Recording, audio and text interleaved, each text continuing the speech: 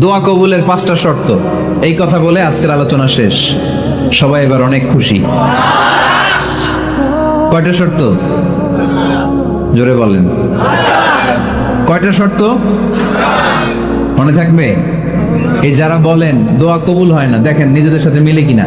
এই 5টা শর্ত যদি পাওয়া যায়, মুহূর্তেই আপনার দোয়া আরো সে যে নক করবে। 1 নাম্বার শর্ত আকলুল হালাল, হালাল খাওয়া। কি খাওয়া? আমরা দুইটাই খাই, হালালও খাই হারামও খাই। বেশি খাই কোনটা? হ্যাঁ, কি খান? আমি কই নাই কিছু, আপনারাই কইছেন।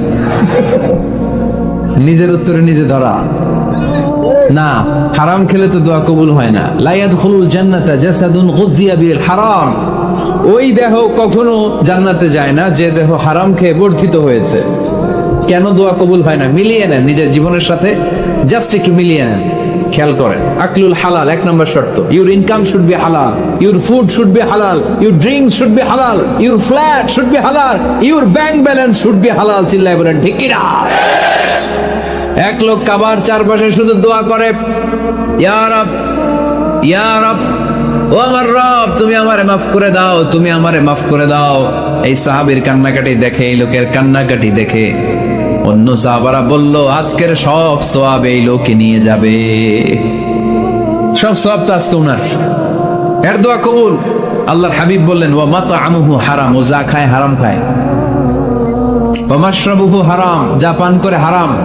মালবাসুহু হারাম, তার ড্রেস আপ এটা হারাম টাকা থেকে আসে। ফাআন্না ইউস্তাজাবু লাহু, কেমন করে আল্লাহ ওর দোয়া কবুল করবে? আল্লাহ ঠেকা পড়ছে নাকি? ইন্নাল্লাহা তাইয়্যিব লা ইয়াকবালু ইল্লা তাইয়্যিবা। আল্লাহ নিজে পবিত্র, আল্লাহ পবিত্র ছাড়া কোনো অপবিত্র জিনিস গ্রহণ করেন না। জিহাদের ময়দানে একজন সাহাবী ছিল, সর্বপ্রথম তীর মেরেছিল। নাম কে বলতে পারবে? সাআদ বিন আবি ওয়াক্কাস রাদিয়াল্লাহু তাআলা আনহু। উনি একবার আল্লাহর হাবিবকে বললেন, ইয়া রাসূলুল্লাহ, উদউ আল্লাহ আইয়াজআলানি মুস্তাজাবাদ দাওয়া। ও নবী, আপনি তো দোয়া করলে কবুল হয়, আপনি একটু আমার জন্য দোয়া করেন, আল্লাহ যেন আমারে মুস্তাজাবুদ দাওয়া বানিয়ে দেয়। কি বানিয়ে দেয়? মুস্তাজাবুদ দাওয়া মানে কি জানেন? যিনি চাইতে দেরি, কবুল হতে দেরি হয়। আল্লাহর হাবিব বললেন, ইয়া সাআদ, হে সাআদ, আতিব মাতআমাক তাকুন মুস্তাজাবুদ দাওয়া। সাআদ, তুমি যেটা খাবে এটা হালাল খেও, হালাল খেলেই তুমি মুস্তাজাবুদ দাওয়া। সুবহানাল্লাহ পড়বেন না? আকলুল হালাল শারতুন লিকবুলিদ দুআ, দোয়া কবুলের প্রথম শর্ত। হারাম খেয়ে দোয়া করলে ওই দোয়া কখনো কবুল হবে। 2 নম্বর শর্ত, দোয়াটা করতে হবে একজনের কাছে, তিনি কে? চাইতে হবে একজনের কাছে, তিনি কে? মসজিদে যে আল্লাহর কাছে চাইলেন, দরবারে যে বাবার কাছে চাইলেন, দোয়া কবুল কবুল হবে? হবে? চাইতে হবে একজনের কাছে, তিনি কে? অন্য কোথাও যেন আমরা না চাই। মাজারে যে যাওয়া যায় না, মাজার জিয়ারতের জন্য যাবেন, যে সালাম দিবেন, নিজের জন্য দোয়া করবেন, কবরে শুয়ে থাকা লোকটার জন্য দোয়া করবেন। ওখানে কিছু চাওয়া যাবে? চাইবেন কার কাছে? 2টা গেল শর্ত। 3 নাম্বার, ইয়াকিন থাকতে হবে যে আমার দোয়াটা কবুল হচ্ছে। যখন দোয়া করবেন আপনার এই বিশ্বাস থাকতে হবে, আমার রব আমার ফরিয়াদ শুনছে, তিনি আমার কথা শুনতে পাচ্ছে, আমি চাওয়া মাত্রই তিনি সব দিয়ে দিতে পারে, এবং আমার রব আমাকে ফিরাবে না, তিনি দিবেনই। এরকম ইয়াকিন থাকতে হবে। উদউ আল্লাহ ওয়া আনতুম মুকিনুনা বিল ইজাবা, এমন ভাবে দোয়া করো যে তুমি সুনিশ্চিত এই দোয়া কবুল হবেই। এই নিশ্চয়তা নিজে নিজে নিয়ে নিবেন। আল্লাহর উপর ভরসা কম আমাদের, এই ভরসা জাগে না যারে উনি দিবেনই। নিশ্চিত আমি, আপনি নিশ্চিত পেলে পেয়ে যাবেন নিশ্চিত। আপনার মধ্যে যদি সন্দেহ, হায় রে কবুল হয় না, না হয়, ওই দোয়া জীবনও কবুল হবে না। ঠিক কিনা? 4 নম্বর শর্ত, সালাতু আলা রাসূলিল্লাহ, আল্লাহর হাবিব সাল্লাল্লাহু আলাইহি ওয়াসাল্লামের উপর দুরূদ পড়া। কুল্লু দুআ মাহজুব মাওকুফুন বাইনাস সামাই ওয়াল আরদ। আমরা যা দোয়া করি সব আকাশ জমিনের মাঝখানে পেন্ডিং হয়ে থাকে। মা লাম ইউসাল্লা আলাইহি, আল্লাহর হাবিব বললেন, যতক্ষণ না আমার উপর দুরূদ শরীফ পড়া হয়। আওয়াজ করে সবাই পড়েন, সাল্লাল্লাহু আলাইহি ওয়াসাল্লাম। আল্লাহর হাবিব সাল্লাল্লাহু আলাইহি সাল্লামের উপর দুরূদ না করলে ওই দোয়া কঠিন কালে আল্লাহ কবুল করে। আকাশ জমিনের মাঝখানে পেন্ডিং। মেসেজ করেছেন আপনার বন্ধুকে, আপনার মোবাইলে টাকা নেই, মেসেজটা কি হয়ে থাকে? পেন্ডিং, তাই না? যখনই টাকা ঢুকাবেন সাথে সাথে সেন্ট, আপনার সব দোয়া পেন্ডিং হয়ে আছে আকাশ। আজকে দুরূদ করে দিবেন, সব সেন্ট, মুআল্লাক, সব ঝুলে থাকে। মাহজুবুন মুআল্লাকুন বাইনাস সামাই ওয়াল আরদ। মনে থাকবে ভাইরা? 5 নাম্বার সর্বশেষ শর্ত হলো মুওয়াফাকাতুদ দুআই বিদ-দাওয়াব। শুধু দোয়ায় কাজ হয় না, দোয়ার সাথে মাঝে মাঝে দাওয়ারও দরকার আছে না নাই? দোয়াও লাগবে, দাওয়াও লাগবে, ঠিক কিনা? আপনার ছেলের জন্য আপনি দোয়া চাইতে আসলেন, হুজুর দোয়া করেন। অনেকে কলম নিয়ে আসে আমাদের কাছে, কলম। আমি ভাবছি আমারে গিফট করবে, পরে কয় না, গিফট না, ফু দিয়ে দেন। ফু দিয়ে দেন কেন? আমার ছেলের পরীক্ষা, আপনার ফু পাইলে গোল্ডেন এ+। আমি কি সর্বনাশ, লেখাপড়া না করলে ডবল 0 পাবে, দোয়ায় কাজ হবে না। আগে পড়াশোনা করতে হবে, তারপরে দোয়ায় কাজ হবে, ঠিক কিনা? দোয়াটা ভ্যালিউ অ্যাড করে, ইট অ্যাডেড দ্য ভ্যালিউ। কিন্তু আগে লাগবে লেখাপড়া, আগে লেখাপড়া। অসুস্থ হয়েছেন, খালি দোয়া চাইতেছেন। চিকিৎসা নেয়া বড় সুন্নাহ। আল্লাহর হাবিব সাল্লাল্লাহু আলাইহি ওয়াসাল্লাম অসুস্থ হলে চিকিৎসা নিতেন, সুবহানাল্লাহ পড়েন। দোয়ার সাথে দাওয়া লাগবে। এক ছেলে পীর সাহেব হুজুরের কাছে দোয়া চাইছে, হুজুর আমার সন্তান নাই, আল্লাহ যেন একটা ছেলে দেয়, দোয়া করেন। হুজুর দোয়া করছে, ছেলে হয় নাই। পরের বছর আবার দোয়া, হুজুর দোয়া করেন আল্লাহ যেন ছেলে দেয়, ছেলে হয় নাই। তৃতীয় বছর আইসা বলে, হুজুর দোয়া করেন, ছেলে হয় নাই। পীর সাহেব হুজুর মনে মনে কয়, ঘটনা কি? ওর ছেলে হয় না কেন? জিজ্ঞেস করলো, বাবা তুমি কি বিয়ে করছো? কয় না, বিয়া তো করি নাই। পীর সাহেব হুজুর বললেন, আগে বিয়েটা তো করবি, তারপরই না সন্তান। তো বিয়ের পর্বটা তো সারো, তবেই না সন্তান পাওয়া যাবে, ঠিক কিনা?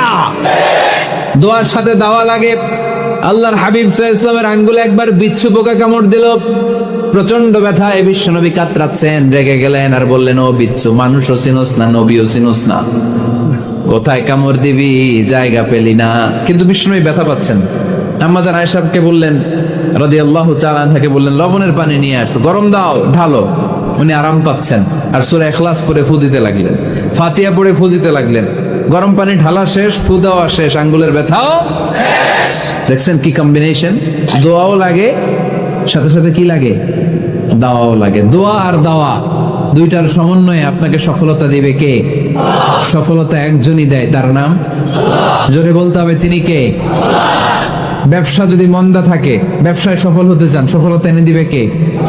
বিসিএস পরীক্ষা দিচ্ছেন, রিটেনে পাশ করেন না, পাশ করায় দিবে কে? বিয়ের ব্যবস্থা হচ্ছে না, ব্যবস্থা করে দিতে পারে কে? পাসপোর্ট জমা দেয়া, হুজুর ভিসা লাগে না, হুজুর কিচ্ছু করতে পারবে না, করতে পারে একজন, চিল্লায় বলেন তিনি কে? এজন্য বিপদে আপদে সব সময় আমরা ভরসা রাখবো আমাদের আল্লাহ রাব্বুল ইজ্জা ওয়াল জালালের উপর। আল্লাহর কাছে আমরা বেশি বেশি চাইবো। আল্লাহ ছাড়া কারো দরবারে আমরা হাত পাতি না, চিল্লায় বলেন ঠিক কিনা? আমরা ফকির একজনের দরবারে, ঘাটে ঘাটে আমরা ফকির হইতে রাজি না, আমরা একজনের দরবারে ফকির। দরবারটা কার? দোয়া একটা শিল্প। যে টিপস গুলো শিখাইলাম আজকে, এগুলোর আলোকে আমরা যেন দোয়াটাকে আত্মস্থ করতে শিখি, যাতে দোয়া করার সাথে সাথে এই দোয়া আরো সে কবুল হয়ে যায়। কার কাছে করেন? দোয়া করা, দোয়া চাওয়া দুইটাই সুন্নাত, দুইটাই কি? আমরা বলি না যে আম্মা আমার জন্য দোয়া করবেন, আব্বা দোয়া করবেন। হুজুরের কাছে বলি, হুজুর দোয়া করবেন। বড় ভাইকে বলি, ভাই দোয়ায় আমাকে শামিল রাখবেন। বলি, ইউসুফের খিলে আপনারা বলেন না বোধহয়? বলেন বলেন, বলবেন। দোয়া চাওয়া, দোয়া করা দুটোই সুন্নাহ। দোয়া চাইতে হয়, মুরব্বীদের কাছে দোয়া চাইতে হয়, আব্বা আম্মার কাছে দোয়া চাইতে হয়। আব্বা আম্মার দোয়া আল্লাহ ফিরিয়ে দেয় না।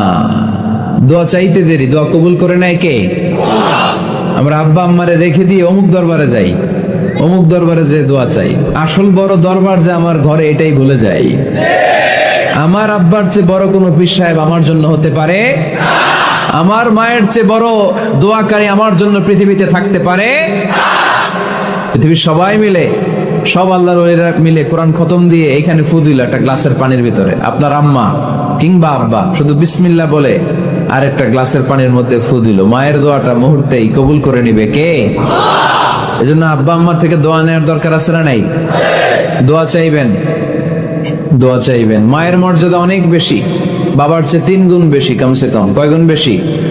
মা মা মা, তারপর বাবা, 3 বার মা। কয়বার মা? একবার বাবা। তার মানে মাকে ইসলাম দিয়েছে স্বর্ণ পদক, দিয়েছে রৌপ্য পদক, দিয়েছে ব্রোঞ্জ পদক, আর বাবাকে দিয়েছে সান্ত্বনা পুরস্কার। আমরা এটা নিয়েই খুশি, ঠিক কিনা? তাহলে মাকে 3টা পুরস্কার, স্বর্ণ পদকও মা, রৌপ্য পদকও মা, ব্রোঞ্জ পদকও মা, বাবার দিছে কি? সান্ত্বনা পুরস্কার। এজন্য মায়ের মর্যাদা বেশি। লাউ কাতাআতা জিলদাক, চামড়া কেটে যদি মায়ের পায়ের জুতা বানিয়ে দাও। ছোটবেলা যে মায়ের বুকের দুধ খেয়েছো, আল্লাহর হাবিব বললেন 1 ঢোক দুধের শোধ আদায় হবে না, ঠিক কিনা? মায়ের এক ধার দুধের দাম, কাটিয়া গায়ের চাম, পাপোশ বানাইলেও ঋণের শোধ হবে না। এমন দরদি হবে কেউ হবে না আমার মাহাগো।